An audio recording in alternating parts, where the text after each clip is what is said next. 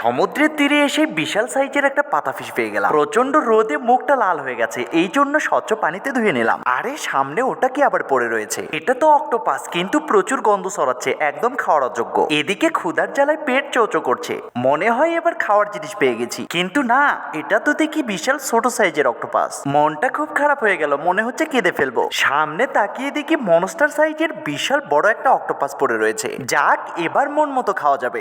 আগুনে পুড়িয়ে মজা করে অক্টোপাস খেলাম। এবার সমুদ্রের স্বচ্ছ জলে নেমে বড় বড় লবস্টার ধরলাম। বন্ধুরা, কে কে এভাবে লবস্টার ধরে পুড়িয়ে খেয়েছেন কমেন্টে বলুন। সব তো হলো, কিন্তু সমুদ্রে এসে মাছ না ধরলে কেমন হয়? আমি তো কোনোভাবে একটা বাঁশ সংগ্রহ করে বিশাল বড় একটা গ্যাজেট তৈরি করে ফেলি। সমুদ্রে ফেলে কিছুক্ষণ পরে তুলতে দেখি তার ভিতর বিশাল বড় একটা মাছ আটকে গেছে।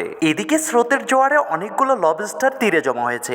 এত সুন্দর লবস্টার দেখে সমুদ্রের স্বচ্ছ জলে দিলাম একটা ঝাঁপ। গ্যাজেটের ভিতর অনেকগুলো লবস্টার পেয়ে গেলাম। মাছ আর লবস্টার মুড়মুড়ো করে ভেজে খেয়ে ফেললাম।